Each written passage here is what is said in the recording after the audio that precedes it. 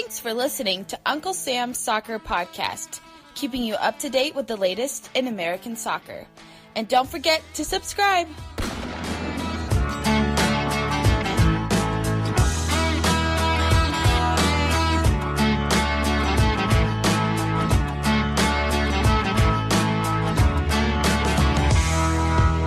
Hello everyone, welcome back. It's 2020 and Uncle Sam's Soccer Podcast is still here. My name is Steven Jotter, and joining me as always for the last couple of years is Arman. He's coming from a location unknown in the heart of Dallas, Texas. Meanwhile, the fraudest fan you will ever meet is Jake Watroba. He is in Minnesota. St. Paul, right? Jake, am I getting that wrong? Yeah, kind of West St. Paul. But St. Paul works. All right, there we go. First mistake of 2020, and it's been, 35 seconds in? Yep. Cool. Off to a great start. We're off to a great start. Yeah, listeners, plenty of changes have been made. Jake, where do we even begin? We got a new logo. We're doing a live stream every Sunday night at this hour, 8 o'clock Central Time. How exciting is this? This is great. This is the closest thing we may ever get to live radio. Yeah. So, I'm pretty stoked about it. Armand, how are you feeling about this new live show we're gonna do every single Sunday night, starting at 8 p.m. Central Time? Well, it means we can't screw up as much, right? Like, that's, I think, the big thing. Yeah. I mean, look, I screw up a lot when we do this. We all do. And now we got to be, on our best behavior during these live, radio. It's not telecast. We can say radio cast. Is that the right broadcast, word? Jake, you into radio. Oh, come on. Like, but you call a TV thing a broadcast, too. Like, Jake, you went to radio school. What is it? It's a broadcast. Oh, man. I feel stupid now. Hey, well, listeners, at Uncle Sam's Soccer Pod, email us. If you don't have Twitter, UncleSamSoccerPodcast@gmail.com. We've had plenty of your thoughts already get poured in. One of our listeners says, hi, Harry. Hello. Guys, on today's episode, we're talking about U.S. soccer and a transition into a new decade. And we will look at the federation. We'll talk about the national teams. We'll talk about club soccer. We might not touch on it all. It's a live stream. There's going to be something said that will take us into a different tangent. Promise you that. But we'll try to get to it all. And we're beginning with this. Arman, the 2000s were quite unique for U.S. soccer. I mean, where do we even begin? How do we recap that decade? I mean, I don't know if we can recap it. I made a quick little list that we can go through specific moments in U.S. soccer that are either good or really bad. Now, listeners, mind you, I might have missed a couple of things here or there. Don't come at me, relax. But, I mean, can we start the 2010 World Cup and Landon Donovan's goal against Algeria? Oh. Can we just start on that? Go, USA! But can we reflect on how important that goal was? Because the U.S. were about to walk out of that World Cup. That was it. Yep. It would have been one and done. Show up for the group stage and then head right back home. It would have been pretty terrible if you're asking me. And it was one of the moments I think really helped me latch on to U.S. soccer as a whole. It was just such a great moment. And going to continue that theme of late goals by the U.S. men's national team. It's John Brooks, the 2014 World Cup game winner against Ghana. I remember watching that with my family. We were going nuts, and I think you watched it too, Steven. I remember vividly. One of the best moments I have had as a soccer fan is being in a pub with too many people cheering, singing the national anthem. The USA that you hear at the beginning of every show is from that pub. People were going berserks. It was awesome. But I think we got to talk about our women's national team, Jake. I think we have to touch on it a little bit. They won not one, but 2 World Cups during the decade. I think that's a pretty phenomenal achievement. Which one do you think is more memorable for fans and listeners at Uncle Sam Soccer Pod? Which World Cup victory for the U.S. women was more memorable? The one in 2015 or the one that we just had last summer? I feel like it's this last summer. I mean, Same. you had there was like so many things that went into it. There was like a political aspect that went into it. You had the women. You had President Trump tweeting about Megan Rapinoe and them like going back and forth on Twitter about stuff. You had the fair pay issue going on too. There was the other group of people who like almost didn't want to see the women win, and that almost seemed to play a factor in how they were playing on the field, where they were just running through teams. So to me, it feels like this past summer's World Cup championship is much more memorable than the 2015 one.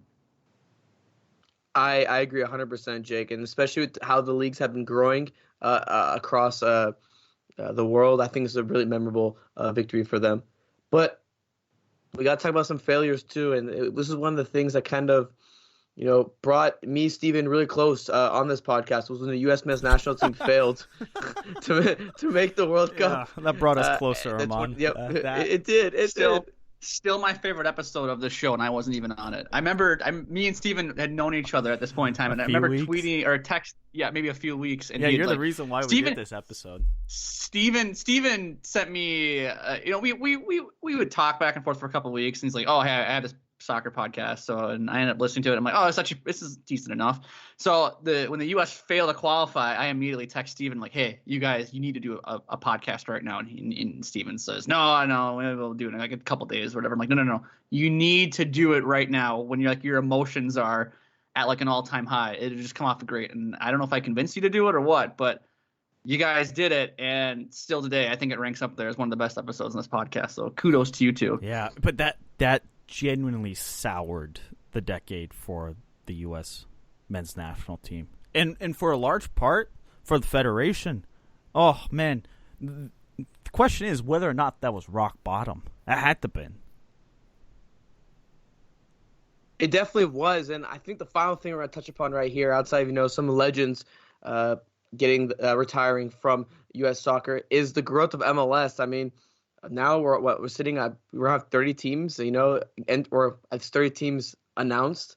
And after almost not surviving in 2001, you have teams like Atlanta United smashing attendance records with 70K and breaking all these barriers with transfer fees. The USL is looking kind of strong as well. I mean, it's been a pretty momentous decade for MLS as well. Yeah, and you mentioned the retirees. Landon Donovan, Clint Dempsey, Brad Friedel, DeMarcus Beasley, just a few of some of the most notable names. And you want to talk about a backbone to U.S. soccer. Landon Donovan, Clint Dempsey, DeMarcus Beasley, even Brad Friedel, right? These guys made the U.S. men's national team. They cared. And now we're handing it off to a bunch of kids, to some degree kids, right? And the mood, the expectation, the emotion behind it, completely different. And Jake, this leads us to the question of the day. Right. Listeners, question of the day at Uncle Sam's Soccer Pod or Uncle Sam's Soccer Podcast at gmail.com, whatever your preference is. Question of the day. We sent a little tweet a few days ago, but to those who have followed American soccer as a whole for some time, what was being said about the state of the federation, U.S. men's national team, U.S. women's national team, and domestic leagues going into the 2010 decade? And how does that compare going into this upcoming decade, the 2020s, if you will? We got a few responses. One from @Kirk17. Coming out of the 2010 World Cup, there was a ton of optimism. Another response here from @ChasingACup. There was a ton of positivity. The 2007 Gold Cup and the 2009 Confederations Cup, defeating Spain in the final versus Brazil, was incredible. A lot of great and key players in Europe. We were top qualifying 2-0 versus Mexico. It was a great year, 2009. More from @ChasingACup. His feelings heading into 2020. It's mixed. Player pool extremely high optimism. Pulisic unprecedented success on a big club and tons of youth abroad. Highest volume and access to young U.S. players. MLS academies are at a good clip. ultimate low for the U.S. Soccer Federation, the organization, and coach. So, guys, how do you feel heading into this new decade, 2020, the 20s, the Roaring 20s? Stephen, how are you feeling right now as a U.S. soccer fan? Okay, U.S. soccer fan, right? We're talking about in the grandest, the vaguest sense that is U.S. soccer. U.S. men's national team still feels lost. U.S. women's national team are cruising. But is the rest of the world catching up? What are we doing with the domestic league in the women's game? What about the pay, right? The lawsuits, the gap. What are we doing about that? Question marks surrounding the U.S. women's national team in that sense. Club soccer continues to grow. But I worry that the league is becoming slightly top-heavy, and we got to start paying players at the bottom end of the roster because the quality of play among the good teams and the bad teams is wide, and it's not a good product sometimes to watch, especially when you got stupid FC Cincinnati versus Nashville. Like, let me tell you, that brings Arman a ton of excitement, doesn't it, Arman? Whoa, wait, hold on. Nashville hasn't even played yet. We don't even know if they're going to be terrible. Yeah, I mean, well, you know what? We know they'll be terrible. They probably will be terrible, but let's just not start proclaiming things that haven't happened yet. All right, let's see a game first. All right, Jake says FC Cincinnati will make the playoffs, and we're on to the Roaring 20s. We're on the Roaring 20s. But seriously, it just feels like there is an unknown to this decade, and it's important. We have the World Cup coming up in 2026, hosting here for as on the men's side. But what about the 2022 World Cup, Jake? To be fair, you question whether or not we can even qualify. Now we have a question mark whether or not it's going to be actually hosted in Qatar. So there's just a ton of unknown regarding the federation, and it just feels different. I remember, guys, when we transitioned from the 2000s to the 2010s, the teens, what happened in 2009? The U.S. were in the Confederations Cup final versus Brazil up to nothing. It was just a different tune. People were more invested. There was excitement for the 2014 or the 2010 World Cup, and then obviously 2014 probably was the peak moment for the U.S. men's national team. But I just feel like there's a lot of question marks. What about you, Arman? Look, this men's national team, man, it's sad. It's sad because, I mean, I feel like there was optimism coming in from 2010, but now there is no optimism. There used to be kind of a hope for this team. Now it's kind of turned to apathy, and that's the worst. People kind of don't care. We see it in the attendance numbers. I'm sure we see it in the TV numbers as well. If they make or miss the World Cup, I feel like not a lot of people would care. It's the general public. I don't think they'll care. Not a lot of people care about the situation right now, and I think it's the biggest thing. This national team cannot have apathy. You got to give it a reason to care. They have to beat Mexico. They got to perform in the States. They got to bring excitement back. There is no excitement. There's none. I can't tell you this. Like, I'm not excited to watch this national team. But there's no excitement, nothing. But Arman, is it excitement, or is it just the fact that people don't care anymore because it's been such a disaster? Well, here's the thing. If you want to pull people, like, who don't usually watch soccer, you gotta be exciting. You gotta be fun. You gotta have some sort of hoopla around this team. There is none. Like, what's the?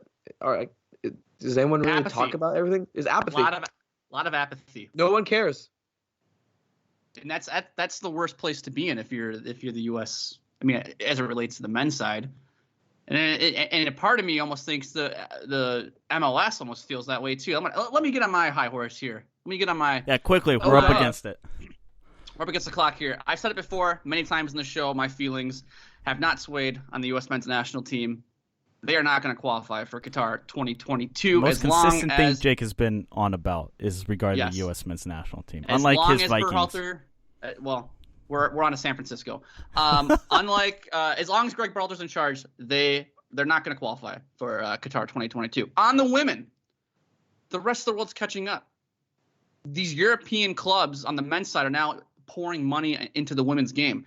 I just feel like that's going to spell bad news for the U.S. women's national team. It might not be this next World Cup, but maybe 7, 8, 9, 10 years on the road, you're going to start to really see, especially teams in Europe, catching up. MLS, the domestic league, feels like we're at a crossroad with this league now, doesn't it? With this upcoming TV deal, doesn't that feel like if MLS can get ESPN or Fox or CBS or NBC or whomever to invest heavily into their product, you really think it should really help improve the trajectory of the league? But you have to question, why would any of these networks invest heavily into a league that's averaging 200,000 viewers per national broadcast, right? I was shocked. Jake, I think you're spot on. Like, how can a league invest? When there's Liga MX, there's the Premier League that all pull in more. It's the third most popular league in the country, behind the Premier League and Liga MX. So what? To me, it's why would a network dump a ton of money into it if no one's watching it? So it just feels like U.S. soccer is in a weird spot right now, because the men's national team is down, the women's national team is I don't know. There's just a lot of factors that play right here, and it's going to be interesting to see how it all plays out.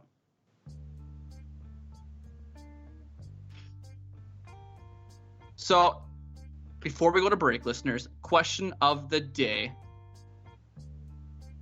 How are you feeling about the U.S. men's national team, U.S. women's national team, the domestic leagues, the state of U.S. soccer heading into 2020 and beyond? Let us know on Twitter at UncSamSoccerPod. We'll be right back.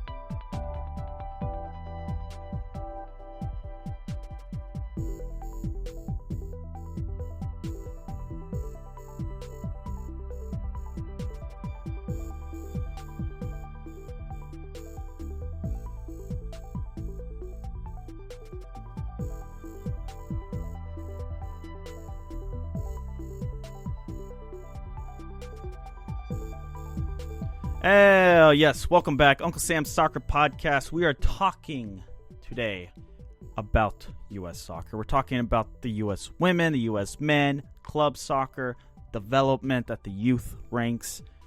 What are your expectations, your fears, your questions? Send them in at Uncle Sam's Soccer Pod or at UncleSamSoccerPod@gmail.com. Whatever way you can get to us. If you have our personal numbers, text us, Snapchat us, Insta us, whatever the kids do these days. And Arman, we're about to talk about what would success mean for the Federation. But before I do that, listeners, I have to warn you that Jake Watroba, our man, Jake, is the fraudest fan you will ever meet. And Arman, you want to know why? And listeners, of course, you want to know why Jake is such a fraud? Yeah, let us know why Jake is such a fraud. So Jake apparently is a Minnesota Vikings fan. You wouldn't know that he Allegedly. Right. You wouldn't know that. But Okay. one minute into the first quarter between the New Orleans Saints and the Minnesota Vikings, I have the timestamp, so we could actually go back and look at the exact minute of the game. There was like 14:07 or something like that. Well, there you go. The first quarter. Jake texted us. What did Jake text us, Arman? This is great. I love this. That's game or something like that. It's the game. This dude quits like you wouldn't believe on his teams. There is no sense of fandom. There is no sense of optimism with Jake Watroba. And it's the same thing with the national team and Jake Watroba. This one is over. That's what he texted. And then I text him, Jake, you give up so easily. I was about to say, that's Arman. Jake, you're both falling for it. Unbelievable. How can you follow sports if you have that type of... I've seen the script. So many times in my life. I did not think they would beat the Saints. We're focused on the San Francisco 49ers. Is there any questions about the San Francisco 49ers? No, I do have a question about the U.S. soccer since you are Mr. Negative over there. What would success mean for the Federation? Like, what is your standards, Jake? I mean, I'm considering they must be very low if you're always going to put a negative spin on something. What are my standards? My standards are very low as it relates to my favorite teams. They'll be high when one of my favorite teams wins something. No, I'm talking about the U.S. Federation. I'm talking about U.S. soccer. Sorry. The Skype connection cut out for me, so I thought we were still on the Viking stock here. Okay, sorry. So my standards for the U.S. For the national team that we're talking about, or club soccer? Clubs, just U.S. soccer as a whole. Maybe break it down. Let's break it down. Let's just begin with club soccer. Let's do club soccer. Okay, first and foremost, in this country, I think we really need to. I think a club needs to win the CONCACAF Champions League, right? That's probably a good place to start, right? Wouldn't you say? Yeah, I guess. You're setting that's part of the requirements as far. Well, okay, hey, Rome's not built in a day. Rome is not built in a day. No, okay? But I'm saying within this decade, part of the requirements to have a successful growth of club soccer in this country would be one of the MLS teams winning CONCACAF Champions League. What would it be if a Canadian MLS team won it, like Toronto or Montreal? Well, okay, this is the reason why I'm pointing to the CONCACAF Champions League is I think it's a good measuring stick to show where your quality is in the league. And Steven, you kind of hit on it. The bottom portion of a lot of these rosters are bad. And there's an argument to be made that the rosters in the middle part, you could say guys 4 through 11 is also pretty thin too. And when those guys 4 through 11, when you improve that portion of the roster, you're probably more likely to win a CONCACAF Champions League. And I think that would be a good start. I think that would show that, hey, the league has caught up to at least one of the clubs, or maybe two of the clubs or whatever have caught up to Mexico, if you will, and are now able to compete with them and hoist a trophy. Paul Tenorio speculated this earlier this week about TAM going away in MLS for this season, which is that's typical MLS to just make up new rules 2 months before the season starts. To me, if the league could pair getting rid of TAM, if that meant there's more spending on the overall roster, I think you might see a better quality sides here, and you might not have to suffer through watching FC Cincinnati slug one out with Nashville SC or whatever we're calling Nashville here. So obviously winning a regional tournament would be important. Question for you, and this is gonna get all the MLS Bobos up. Their panties are gonna be all tied up.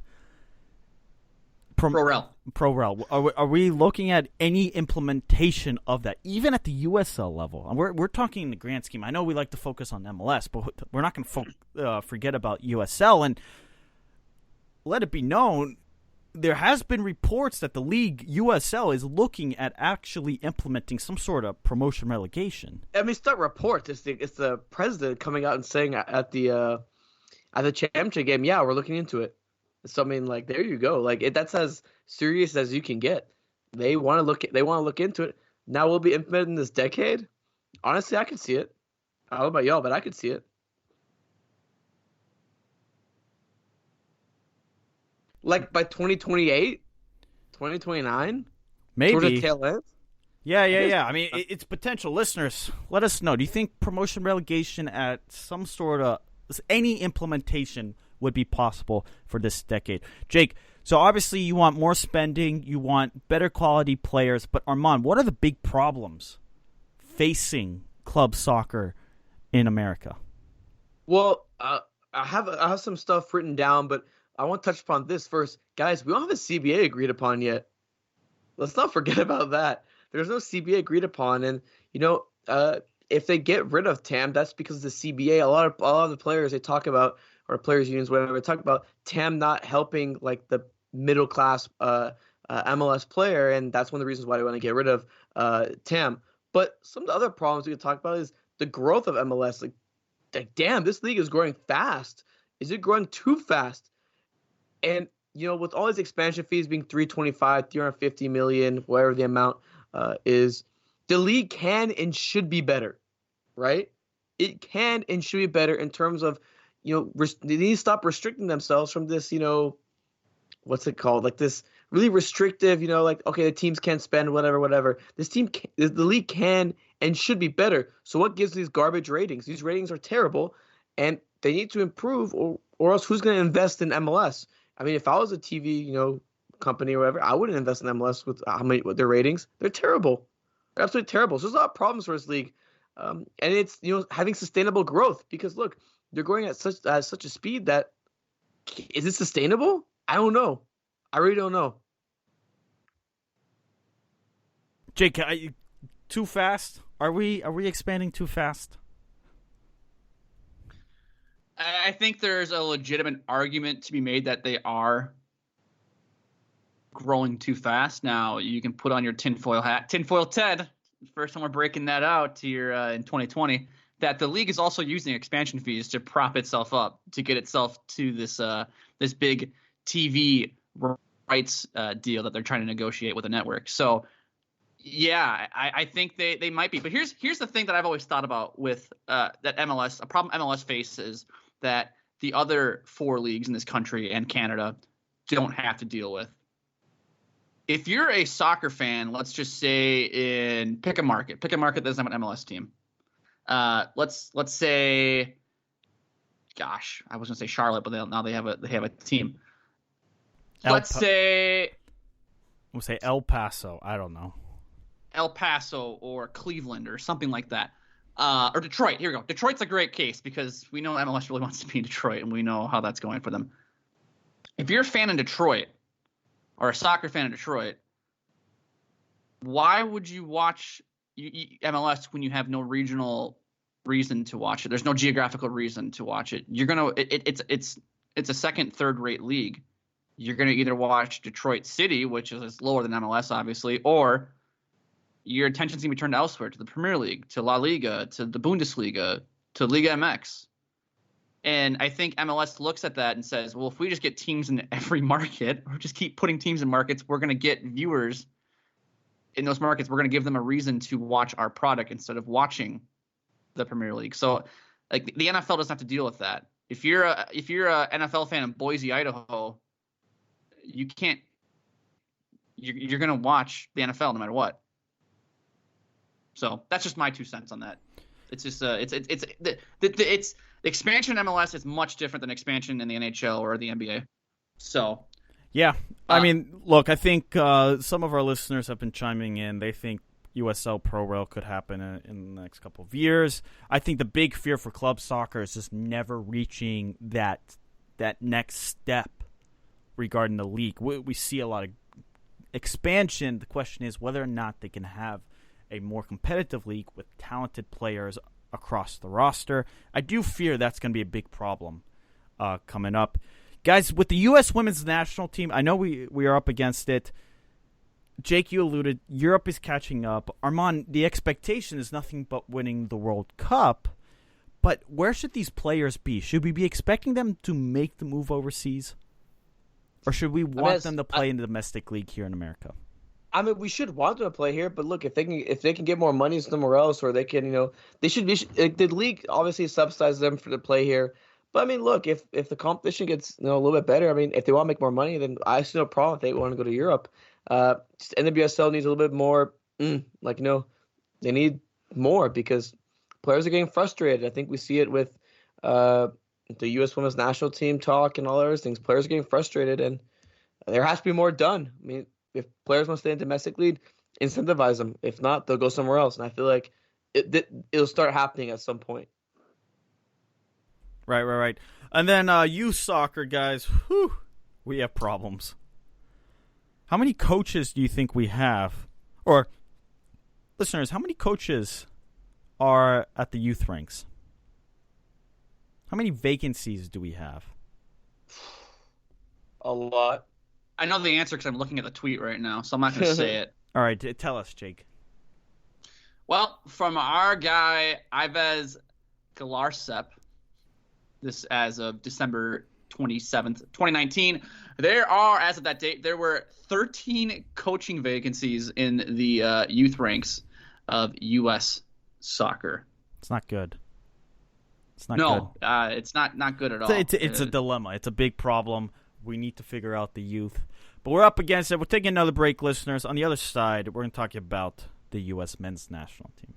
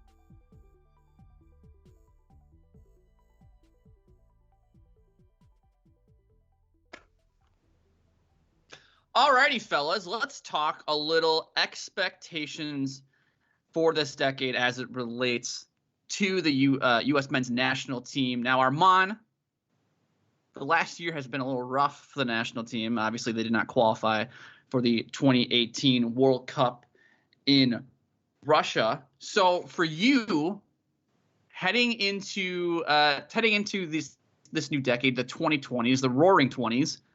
You sound a little, looking at my Google Doc here, looking at our notes, you sound a little hesitant on how or what kind of expectations to place on this national team currently.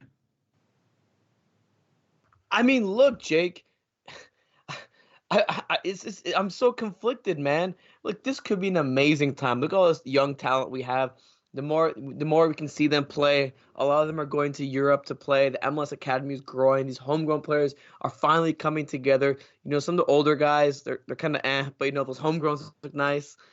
But it could also be pretty bad as well. And we've seen the worst. We saw them, lose to Canada for the first time in 20-something years. We saw them again not qualify for the World Cup in 2018. Will soccer grow this much as a country? I remember me and my friend Tony Rubio, we watched the 2002 match against Germany, the World Cup, the farthest U.S. has ever gone, where they got screwed out of that handball by Torsten Fringe. And, man, there's such a difference between the two sides. The U.S. ran a 3-5-2 on the Bruce Arena, and they were really taking it to the Germans. Like, the Germans were on the back front. It wasn't like they're not dominating possession, but they were playing aggressive, football. It wasn't like they're being shy, bunkering, or stuff like that. And they weren't trying to do anything too fancy either. It was just playing kind of direct football and playing through Landon Donovan on the wing. Brian McBride, obviously, in the middle. I mean, we can go on and on. Those guys had grit and heart and will. I don't know if any of those guys in the U.S. men's national team have that same grit and heart and that willingness to prove something. 100%. Willingness to prove something. Because, I don't know. This program's taken a step back since that 2002, and it should be steps forward. But all it's been has been, okay, maybe a little step forward, but all steps back. Start of 2010, I thought they'd be a lot better, but now they missed the World Cup. Look where we are, guys. We're stuck in this weird position. We have no youth coaches. People are leaving the national team program left and right. What's our identity playing-wise? Who's even playing for us?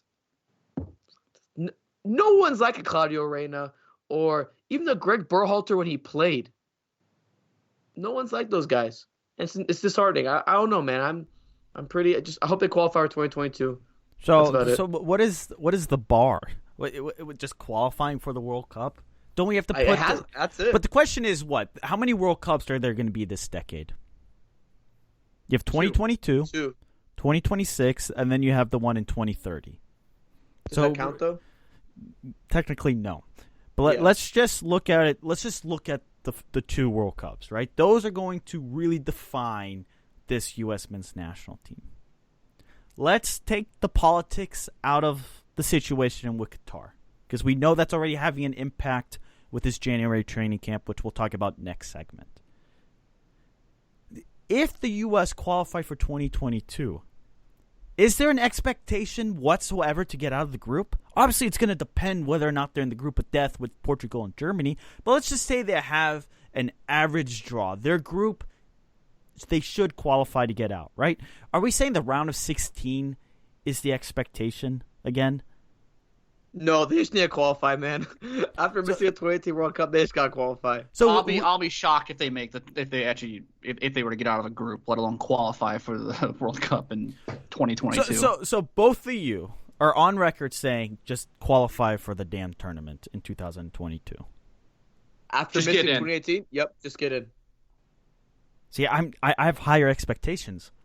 I think they need to have I think you should have higher expectations, but I also think you can. I also think you can look but at what the does it send? And then have realistic expectations. But what does it send to the players, to the coaching staff, to the federation that we're just like, at this point, all you have to do is qualify and we'd be satisfied? Are you kidding me? It's a joke. We can't. If that is the expectation, that is the bar, especially in this first half of this decade, then what are we doing? At this point, we might as well just wave the white flag and say, screw off. Because the expectation is so low. We've come so far to say, just qualify. I mean, the Cleveland Browns have expectations to win the Super Bowl every year, but I also think they'd be happy if they just made the playoffs too.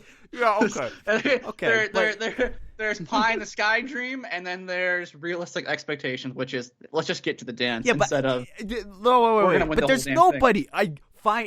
God help us find this person out there, listeners. Find this person that has the expectation and the realistic expectation of what? Making it to the semifinals. Nobody out there is saying, "Oh, the U.S. should make it to the last 8."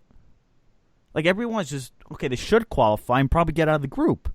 I think the bar is the round of 16. If they fall short of the round of 16, yikes! Because what is the narrative the last several years, guys? What is the narrative around Greg Berhalter? It is youth. It is Christian Pulisic. It is Weston McKennie. It is Josh Sargent. It is this new generation of players. They're not playing in MLS. They're not playing for crap teams in Europe, in little Slovenia or whatever it may be. No, they're playing for some of the biggest clubs. Relax on Slovenia. Hey, look at Doncic, man. Relax. relax. I thought you would get that reference, Arman. But the point being is these players, there's an expectation to succeed and excel at their clubs to make a name for USA. If we cannot get a team organized around Christian Pulisic, Weston McKennie, where individually you sit there and go, like, wow, these are Tyler Adams, individually pretty damn talented. They play for some of the bigger clubs in England, in Germany, and the list goes on. If we can't put a team and assemble it, and just to qualify for the World Cup and get out of the group, then all this youth talk is pointless and stupid, and everyone was wrong. Okay, but Steven, have you watched the U.S. men's national team in the last year? I don't care. Jake, Greg Berhalter has his head up his you-know-what, okay? He's got his head up his ass, thinking he's Pep Guardiola, thinking he has all the time to assemble a team where he gets to work with them day in and day out. That is what Greg Berhalter thinks he has, when in realistic expectation he doesn't. He has too difficult of a system put on his players. These players don't have enough time to work on it. It may very well work with the players he has, but he doesn't have the time to put it up and assemble it the way it should be. Correct. So why would you think that's going to change in the next 2 years? Oh, because I think Greg Berhalter will either get sacked or why, okay. Then riddle me this. Then we know who's really calling the shots for U.S. soccer right now, and it's Berhalter's brother. Okay. Jay Berhalter. Jay Berhalter, yes. Why? What indication has this federation given you that Greg Berhalter is close to being fired, or his seat is hot, or one bad result here and he's going to get the sack? Here's the indication. What indication have you seen that's coming at all? It's not from the federation. It's the fact that the fans don't care anymore. They simply don't care. Win, lose, or draw. Yeah, you have your diehards, but frankly speaking, most American soccer fans are dual nationals or have some sort of semblance of a dual nationality. Yeah, there's a contingent where it is strictly American, but look, 2/3 of this show, our allegiances are torn between two countries when it comes to international soccer. I'm quarter Italian. I like the Italian national team. Oh, they're qualified. U.S. whatever. At least I got the Italians, right? It goes on. You can make this up for. Think about Mexico, right? We call it U.S. Mexico's the biggest and most important team in this country. If the U.S. don't qualify, you still have Mexico to cheer on. Landon Donovan was all behind El Tri. Oh, yeah, Landon Donovan, yeah. See, here's the thing. You're right, Steven. Our expectations should be higher. They should be. But my expectation ain't going to be that high. I told you my expectation before. Like, with the infrastructure and the facilities and everything this country has, honestly, the expectation should be to compete with the elite of the elite in soccer. But we have to pull back. We got to be honest with ourselves. Can this team, under the same system with these MLS players that are not that good, they continue to be the core of this team, continue to compete against those guys? No way. I don't think so. And I think realistically, the first step is to qualify. Once they qualify, then I think we can make an adjustment to expectations and say, okay, round of 16. Okay, semifinal. I'm just saying, whatever. But for right now, I'm expecting the bare minimum because they've shown in the past that they can still disappoint me, even if I expect the bare minimum. Arman, we expect the bare minimum, but I don't want to use realistic expectation. I need to find a different term, and listeners help us. But if you were to look at this in the vacuum, you look at the assembly of players, right? And you just look at it skill-wise. You sit there and go, hey, this team is pretty good. Individually, you can find 15 players, 18 players, a roster, or even 23 players. You sit there and go, this team can actually challenge and make it interesting. But they don't. Can it? I don't know. This is what I've heard the last 18 months. Christian Pulisic this, Tyler Adams this 20-year-old, this 18-year-old. I think they have two players who could become world class, and Tyler Adams, Christian Pulisic. Tyler Adams, if he's healthy, by the way. So let's make that known. But I mean, is Weston McKennie, is he a world beater? Like Serginho Dest. Let's talk about Serginho Dest. He's probably been the only positive thing that happened on the men's side in the last 12 months, right? I think we all can agree to that, right? Him committing to the U.S. over the Netherlands. Yeah. That's probably the lone positive for the men's side. And do you really? I mean, like let's really take a harsh step back here on Serginho Dest and think about it. Do you really think the U.S., when they have to bunker down and defend, do you really think Serginho Dest is cut out for that when he plays at Ajax and they get to just throttle teams in the Netherlands week in and week out? Do you really think Josh Sargent? Do you really think? Are we convinced that Josh Sargent is going to be the striker of the future? I mean, Arman, you said it before. After Josh Sargent, it's what, Josie Altidore and then Bobby Wood. Who else? Jossie Zardes. I mean, who's the wingers? We were going to rely on Paul Arriola and Tyler Boyd, who now can't seem to find the field for Besiktas and looks terrible when he's on the national team. We're relying on Jordan Morris, man. Jordan Morris. Okay, great. Here we go. Now we're into the MLS player pool. Reggie Cannon, Aaron Long. I mean, come on, the list. I mean, I think fans and the media did a great job of trumping up or propping up this national team in the last few years. Like, oh, yeah, but that's Germany. The problem. That's the problem. Now here we are, and it's like, well, there's Christian Pulisic and there's Tyler Adams when he's healthy. I can see those two. Those are two very good players. You have Tyler Adams, who's the starting midfielder for the first place team in Germany, and you have Christian Pulisic, who has played heavy minutes at Dortmund. He's getting a good amount of time at Chelsea. He's been in the Champions League. But after that, what do you have?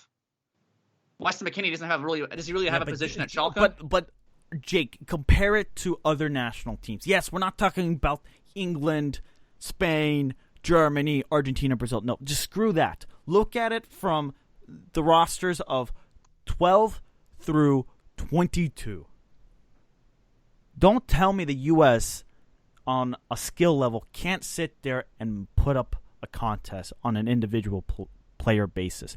Because you're right. And this is something I have complained about. We have propped up these players to be something that they're not. Rather than let them say, hey, look, there's a lot of potential around them. We just don't know. But we treat every 18-year-old who makes their voyage across the Atlantic as the second coming.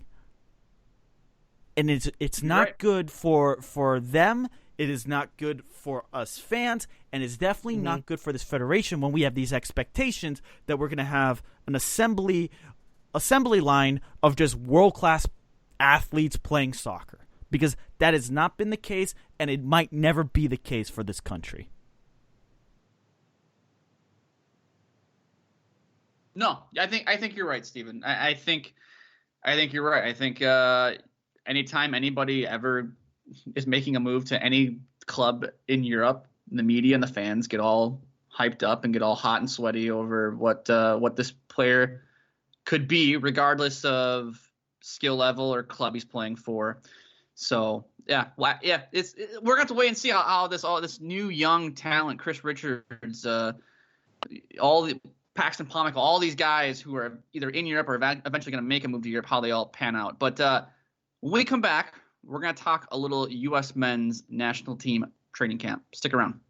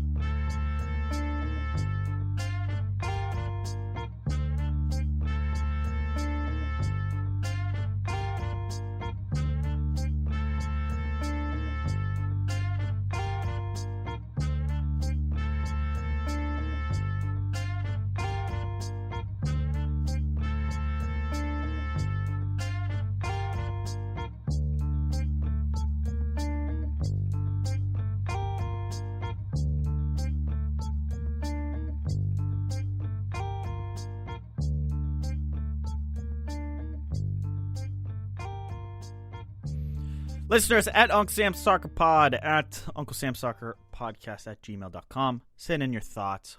Question of the day, going back here for a moment. To those who have followed American soccer as a whole for some time, what was being said about the state of the Federation of the U.S. men and U.S. women's national teams, domestic leagues going into the 2000s and going into the 2010s decade? How does that compare to the transition of the Roaring 20s? We want to hear it. Send in your thoughts. I've had quite a few of you already comment.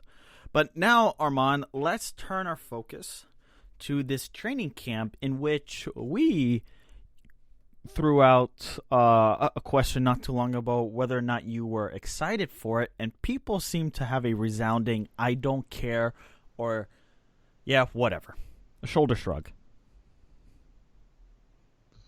Right, yeah, a lot of people kind of have that weird shoulder shrug. But I'll be honest with you, Chief. I think Berhalter made it a little interesting. I think he made it a little bit interesting with this. With this so team we should actually be paying attention to this. A little bit, yeah. And I chose, I think, 4 players that I'm really interested to see during this January camp. Because let's be honest here, Berhalter did something really interesting by calling in player. He kind of listened to Twitter a little bit. If that's a good thing, I'm not sure, but he did. Yeah, he did. He did. That's he great. Did. Listen to U.S. Soccer Twitter for your roster selections.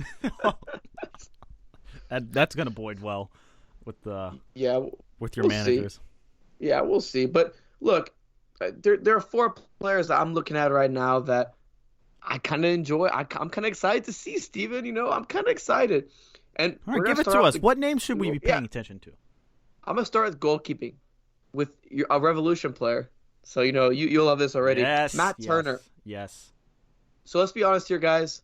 Vito Minone won goalkeeper of the year, but it should have been Matt Turner, even though he played less games.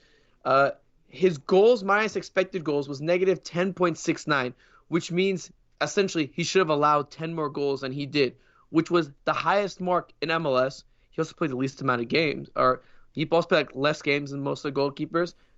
But also look at this. Going back to 2015, according to American Soccer Analysis, it's the 3rd highest mark in league history, behind, I think, Stephen Fry and one other player. Can he continue to build in that strong season? Can he be maybe another goalkeeper that they can add to the pool? I'm interested to see, because he could potentially use this as a launching pad and maybe go to Europe or have a strong 2020 season in MLS and then maybe go to Europe after that. I'm interested to see how he's going to grow because he was really good in 2019. Jumping next to the midfield role, they got 2 midfielders. Both of them come from the FC Dallas Academy. Who would have thought of that? An FC Dallas bias, even though I'm not riding the beat anymore. The first one is Christian Kappas. Now, Kappas was an FC Dallas Academy player, but the league wouldn't sign him due to wouldn't allow Dallas to sign him due to homegrown rules. Now he's in Denmark playing minutes in the Danish Superliga under Hobro. And now I'm intrigued to see how he's going to be with these MLS players because it's so hard to compare leagues, and maybe the Danish league is worse than MLS, but how much worse is it? And can he play? He's kind of a holding 6. So isn't that something we've talked about, Steven, as like a place where the men's national team has been lacking behind a Michael Bradley? Yes, it's just absolutely. No one. There's no one, right? There's no one. So I mean, I listeners at Uncle Sam Soccer Pod, after Michael Bradley, who takes that position up? Right. Will Trapp. And do we like Will Trapp?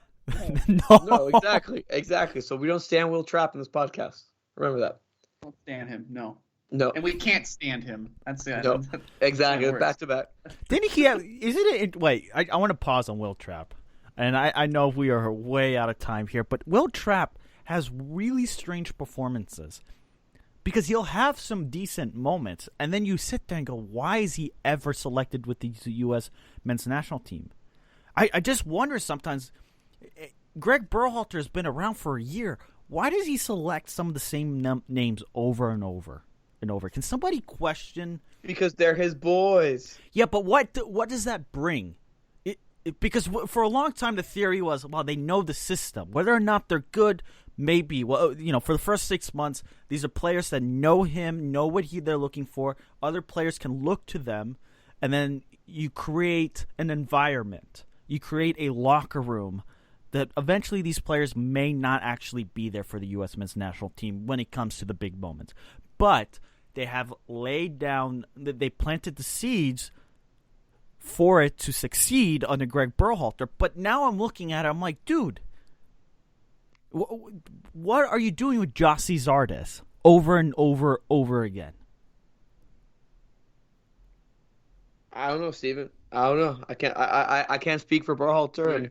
I feel like we've been asking that question for the last exactly. 9 months. Will Trapp is another one. All right, Jake. I mean, Arman, give us a couple of more names that we are really focusing on, or should focus on in this training camp roster. 100%. Now, this is going to be a big year for Paxton Pomacall. I mean, he started a bunch of games in 2019, but now he's healthy. He wasn't healthy, actually, during the not last call-up he had, but now he's healthy. He's been a rising talent. He provides two-way performances at the 8. He can play on the wing. He grew his first professional season. Now he has that experience of playing one long year under his belt. It's time to see his maturity. Let's see what he has in this early outlook for 2020. Let's see what he got. I'm interested to see how Paxton is in this camp because I think he's talented. I think he's better than the guy that got rolled on. So, will he get in that position? We'll see. And the final player I want to talk about is Yuli Yanez, the former LA Galaxy Academy player, one of the younger players called up. Yanez has 10 goals and 3 assists in the U19 Bundesliga League with Wolfsburg. Again, he's a player that provides dynamic performances on the wing, something they know this team could have opposite of a Christian Pulisic. Again, we don't know. Honestly, I can probably tell you confidently the U19 German league is worse than MLS. But let's see how he performs amongst these guys. Does he deserve more? He's been climbing the ranks, potentially making the way for the first team. I'm really interested to see Yanez and Capis because we haven't seen them amongst the other guys, but now we have a chance to see them. So Berhalter did a little something interesting during this camp. I'm really interested to see how these 4 players play out. Oh, there you go. This roster, and this is the problem with the January training camp, right? A majority of the players come from MLS. So it is opportunity, but it also is limiting in the sense that the better players are in Europe, and they don't get as much time with Greg Berhalter. A total of 22 on the roster come from MLS. 14 different clubs represented. FC Dallas leads the way with 3 names. 2 players do come from abroad. Arman, you mentioned one of the names. U19 forward for Wolfsburg, Julius Linez, and midfielder Christian Capis of the Danish Super League side, Haber. 12 uncapped players, 6 earning invites for their first senior team camp. And yeah, guys, the Federation plans on having a friendly against Costa Rica February 1st at Dignity Health Sports Park in Carson, California. And Jake, Greg Berhalter had some comments regarding this team. Go ahead and let the listeners know what he had to say. Yeah, Berhalter was quoted as saying, "At the start of an exciting year, this is a great opportunity to continue our process and build on the foundation established in the last 12 months. At the same time, wait. Pause. Has there really been a foundation established, or has the foundation been quicksand? That's why I was laughing when I read that first sentence, Stephen. Well, okay, fair enough. But I'm the listeners. I'm trying to get the listeners here involved, Jake. So I'm sure they were laughing too. Yeah. Okay. We can all see through his through the BS in that first statement. But Berhalter continued, and I can't wait to read what he had to say. At the same time, Berhalter said, there are a number of players getting their first exposure to the senior national team who will provide the platform to make a positive impression. We appreciate all the support and cooperation from MLS and the clubs that released their players and gave us a chance to get a head start on the challenges ahead. And boy, Stephen and Arman, there will be challenges ahead. So that brings us to our next question here. And listeners, you are more than welcome to chime in on this. We've already talked a lot about this question here. But we're going to talk about it again because why not? What's the excitement for this men's national team here? And I'm going to start with myself. There's none. There's zero. There's no reason to be excited for this national team. There's no reason to watch this friendly against Costa Rica on February 1st. None. Like, nothing. Like, guys, how excited have you been to watch the last couple of U.S. men's national team matches? Like, did either of you carve out any time whatsoever to watch them at all? Well, Jake, since we do a soccer podcast titled Uncle Sam's Soccer Podcast, covering main parts of the U.S. men's national team. We did do that. Yeah, we definitely sat there for 2 hours, wasting our time. You guys are so full of it. They're being sarcastic. No one watched. No, of course not. I mean, how many people even showed up to the match? Like 8,000. No one did because they're not fun to watch. Like I harped on this earlier, 20 minutes ago. Serginho Dest has literally been the only positive thing to happen to the national team this year. Beyond that, there's nothing that Greg or Jay Berhalter or Ernie Stewart can hang their hat on right now. Like, there's nothing, none. I am not excited. I don't care. Wake me up when World Cup qualifying starts so I can watch you get ran over by Panama or Honduras or Mexico or Costa Rica or whomever. That's where I'm at right now. Well, so Jake, there's no no excitement for. I'm with Jake. I'm not excited. The problem is we also don't play any meaningful matches, so it's kind of hard to get excited for. But Arman, you have the final say here before we get to the counterattack with Jake Watroba. What's your excitement level? Player-wise, I'm interested to see how these players work. System-wise, guys, remember that inverted fullback? We're like, oh, he shifted in here, and then, the left back became a center back, and the right back became a center mid. I remember that. You remember that? Yeah. And we're trying to break it down like Greg Berhalter was like Pep Guardiola or something, and then they kind of abandoned it, right? What happened in the Mexico match? They abandoned Greg Berhalter's philosophies against his wishes. Do y'all remember this? And he said that the 3-0 loss was better than 1-0 loss because they didn't abandon it. Because the players naturally didn't know how to play in that way. Yeah, I'm not gonna care how he uses tactics and what he does and stuff like that. I'll look for like the players and how they perform, but I'm not gonna care till March and until other real friendlies go on because this is nothing. Really, Costa Rica F team? Come on, man. By the way, training camp got moved away from Qatar.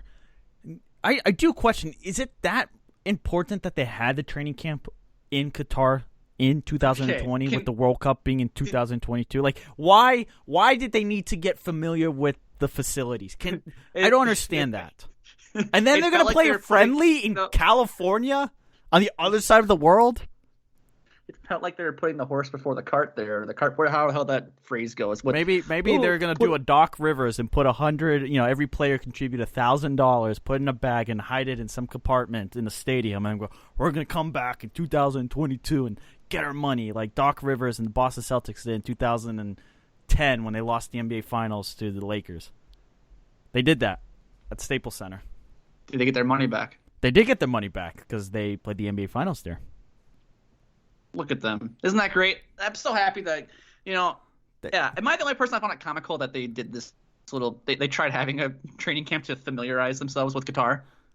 It's stupid. It's a waste. It's a waste of travel time. Tell me, what player sister gets excited to go across the world into a region where the tensions are quite hot? I know Qatar is rather safe, but unbelievable. Listeners, at Uncle Sam Soccer Pod, we're going to get to a counterattack with Jake Watroba to close the show.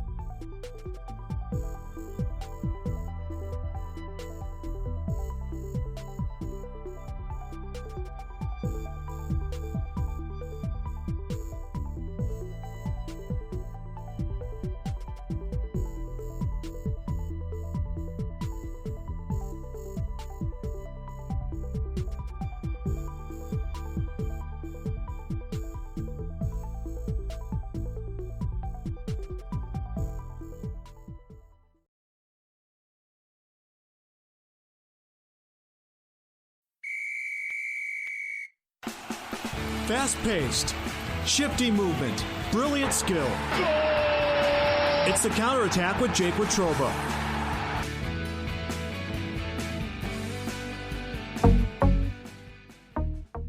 And it's the first installment of the counterattack in 2020 and this decade. All right, boys, we got a few topics up for discussion here before we wrap this show up. I'm going to ask them, and we're going to get your opinions on it. This is going to be an international edition of the counterattack, so let's jump right in. Let's start over in Europe. Yes. The top 5 in the Bundesliga are separated by 7 points, with Rasenballsport Leipzig leading the league with 37 points, with Borussia Mönchengladbach 2 points back, Bayern Munich 3, and Borussia Dortmund and Schalke 7 points back, respectively. Meanwhile, the top 5 in Serie A are separated by 9 points, with Inter and Juventus topping the table with 42 points, Lazio 6 points back, Roma 7, at Atalanta 9 points back. Guys, which league do you find more exciting to watch right now? Let's start with Arman. Oh. So this is going to be interesting perspective. And I don't know if y'all agree with this or not, but I would say Serie A strictly because it's so much easier to watch it. Whoa. It's so much easier to watch it. I can go to ESPN Plus, boom, boom, stream it onto my TV. It's as easy as 1, 2, 3. Wow. But I was not expecting that answer from you. Yeah, exactly. I was not expecting it either. You got to But it be makes sense. I think it's I'm sorry, Arman. I think that's fine. Yeah, you can easily watch it. I think it's the Bundesliga. I think the Bundesliga is the number one league. Though. Yeah, that's fine. I guess, but Bundesliga you're is thinking now. I mean, you have me there. You win in the sense it's accessibility, but the Bundesliga is not impossible to find. You still get the Fox Sports 1, Fox Sports 2 if you pay for it. Remember, the Bundesliga is going where next year?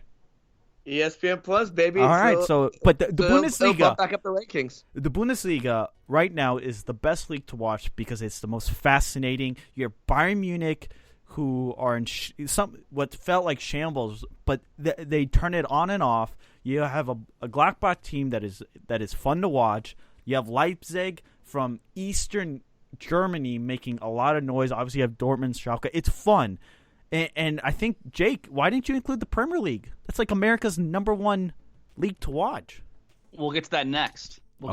Actually. That's a good segue, actually. I will say this.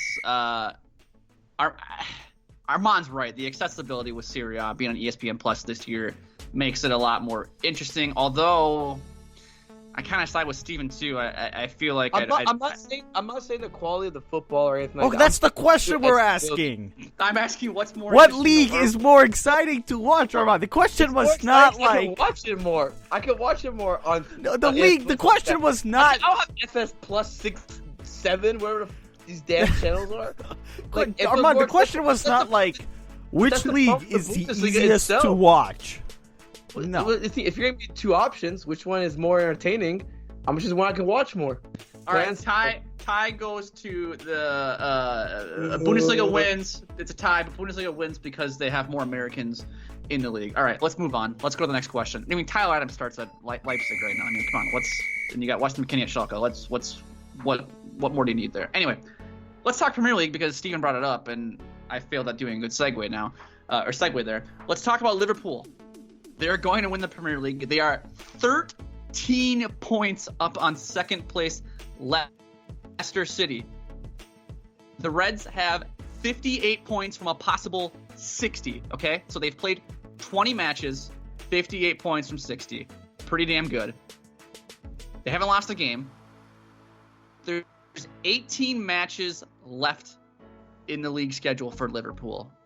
Will they lose a game before the season ends, Steven? No.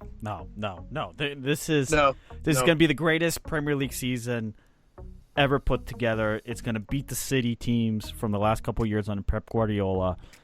People are going to be amazed. What's nuts is the fact that Leicester City are second. That is an amazing accomplishment. And I was just talking to a buddy of mine. Leicester City are supposed to be Everton. Okay, everyone thought Everton was going to be the next team.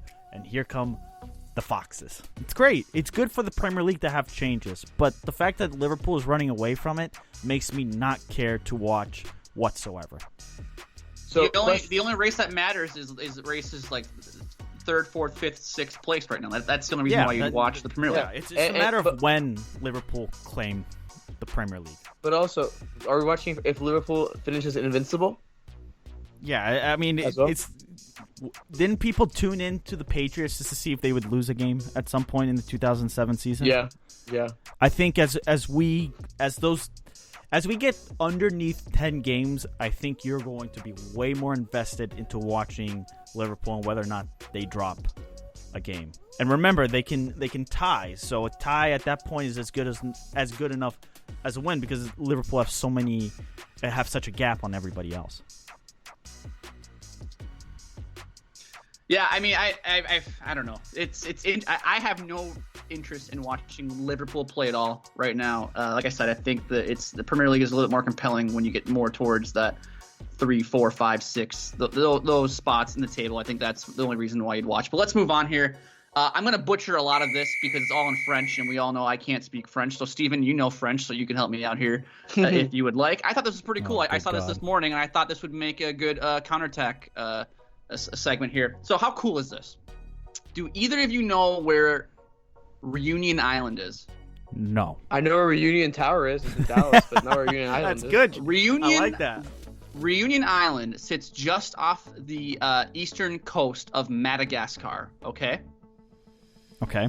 Amateur side JS, I'm going to butcher this now. Amateur side JS Saint Pierrois, hope I'm saying that right, traveled 6,000 miles for a French Cup match against second division side Niort, hope I said that right, and won 2-1.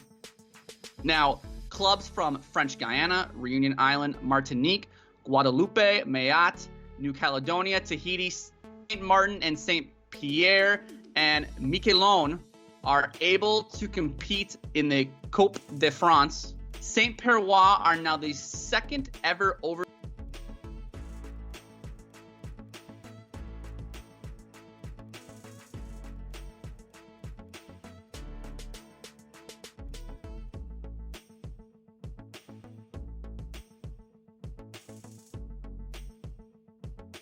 ever made a run in the U.S. Open Cup. Are teams from Guam allowed to participate in the U.S. Open Cup because that's technically an American territory?